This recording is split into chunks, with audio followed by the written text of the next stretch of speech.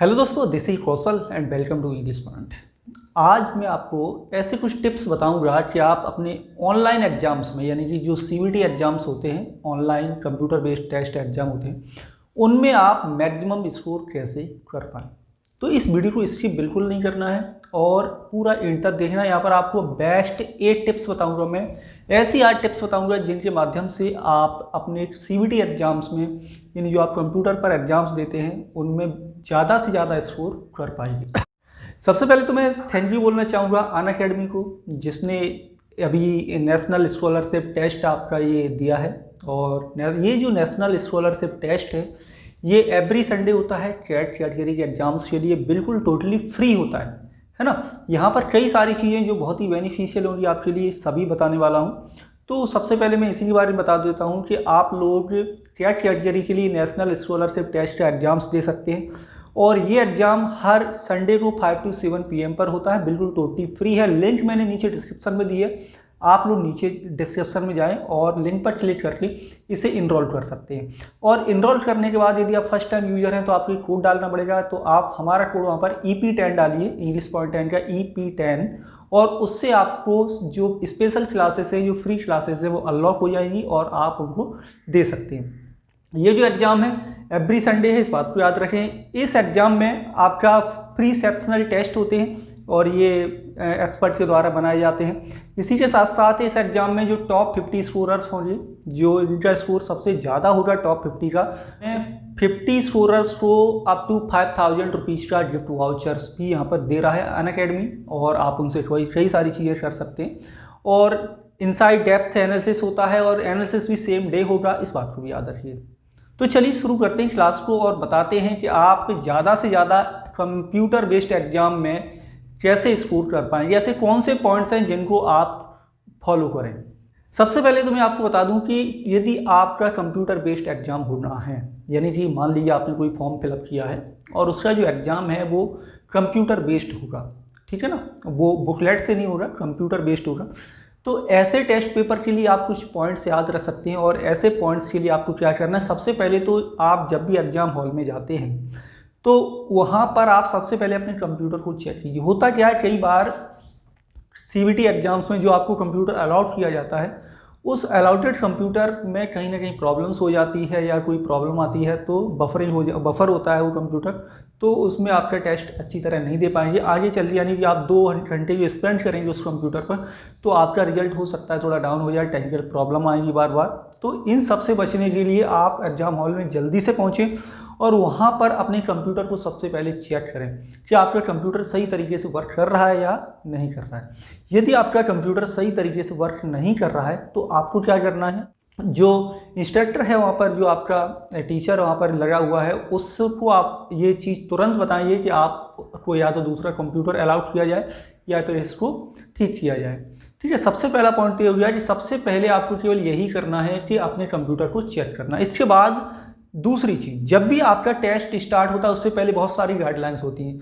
CVT exam में एक चीज़ बहुत अच्छी है कि आपका टाइम तभी स्टार्ट होगा जब आप स्टार्ट एग्जाम शुरू करेंगे। उससे पहले जो भी गाइडलाइंस होती हैं, आप बहुत सारे स्टूडेंट उन्हें पढ़ते नहीं।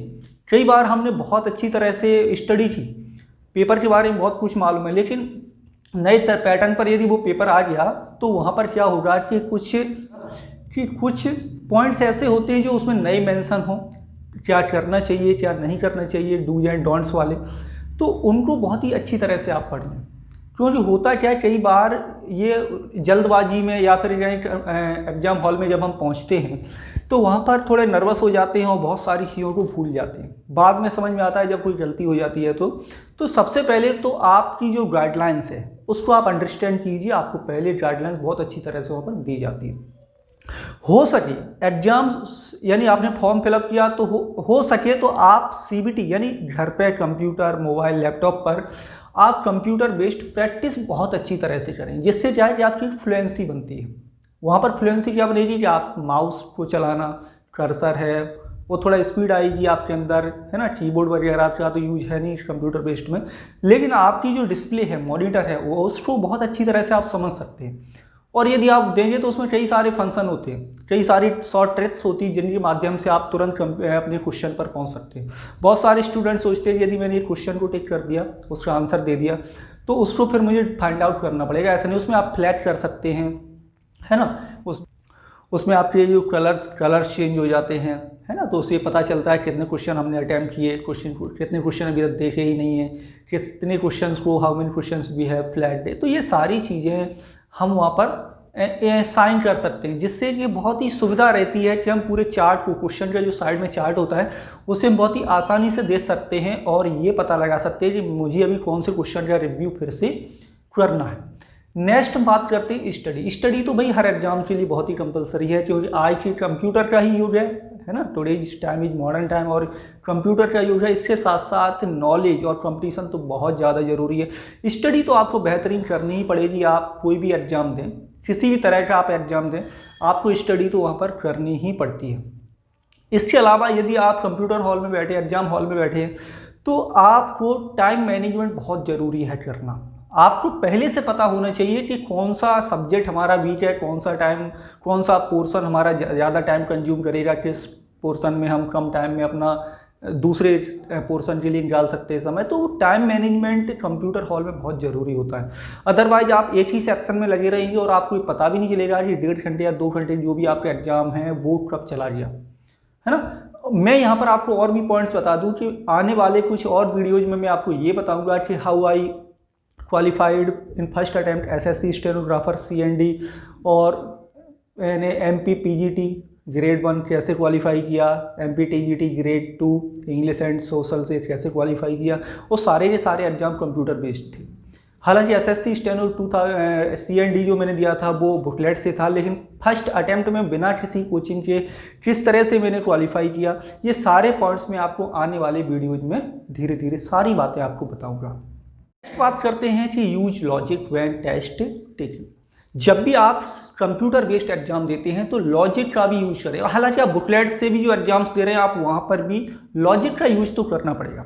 कैसे? मान लो कि यदि आपके एग्जाम में माइनस मार्किंग नहीं है तो आप क्या कर सकते हैं, यदि आप उस क्वेश्चन को स्किप करेंगे, उसको अटेम्प्ट नहीं करते हैं एग्जाम हॉल में, तो 0 तो आपको वैसे ही मिलना है। यदि आप उसको अटेम्प्ट करते हैं तो वहाँ पर आपको 4 जो ऑप्शन मिले उसमें आपको कुछ एलिमिनेट करना सीखना होगा।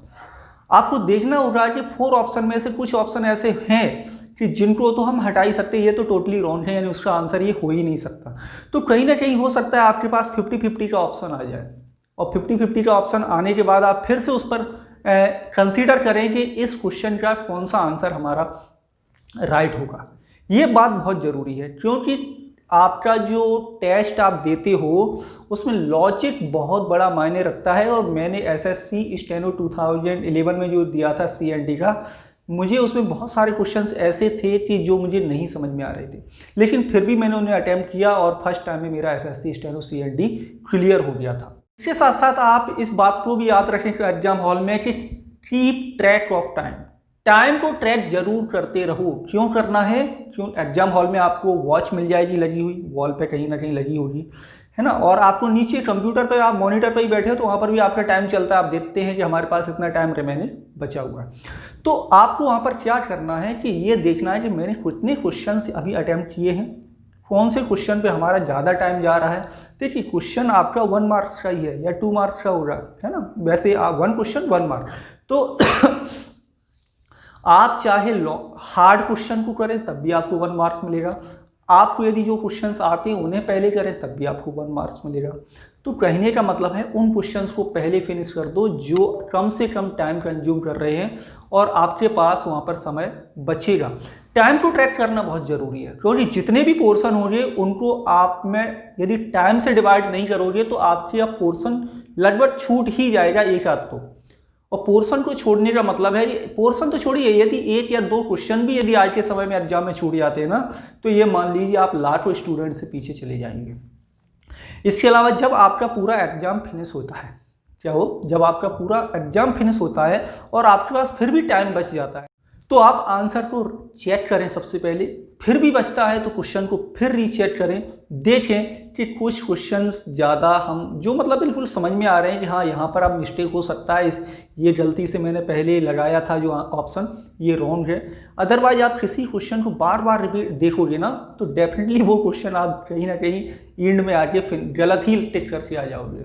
तो क्वेश्चन को चेक एंड रीचेक तो करना जरूरी है, लेकिन ओवर थिंकिंग भी जरूरी नहीं। यदि आप श्योर हैं कि इस क्वेश्चन का आंसर यही होगा, ए होगा, बी होगा, सी होगा या डी होगा, जो भी श्योर हैं, तो आप उसमें ज़्यादा दिमाग ना लगाओ। अदरवाइज आप जितना ज़्यादा सोचोगे ना उस क्वेश्चन पर तो आप उतने ही ज़्यादा कंफ्यूज होते चले जाओगे और फिर सब कुछ फिनिश।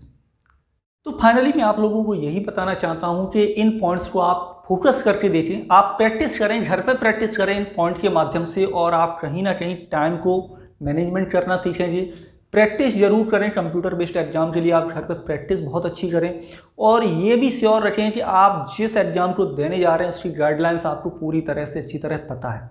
मैं एक बार फिर से थैंक यू बोलना चाहूँगा अनअकैडमी को, जो आपके लिए ला रहा है national scholarship test for CAT 2020 के लिए, और लिंक नीचे डिस्क्रिप्शन में आप लोग जाइए और वहाँ पर एनरोल कीजिए। एनरोल करने के लिए आपको कुछ नहीं करना है, लर्निंग ऐप डाउनलोड करना है अनअकैडमी का प्ले स्टोर से, आप वेबसाइट्स के माध्यम से भी जा सकते हैं। नीचे कमेंट मैंने डिस्क्रिप्शन में लिंक दी है, आप वहाँ पर जाकर के उस पर क्लिक कीजिए और इनरोल कर लीजिए। टोटली फ्री है बिल्कुल, और आपको जितनी भी क्लासेस मेरे चैनल पर मिलेंगी हमेशा फ्री ही मिलेंगी, कोई भी पेड क्लासेस यहाँ पर आपको प्रोवाइड नहीं कराई जाती। यदि आपको कोई और क्वेश्चंस चाहिए या फिर किसी टॉपिक पर आपको वीडियो चाहिए तो नीचे कमेंट करके ज़रूर बताएं। I will definitely make for you. Thank you for watching.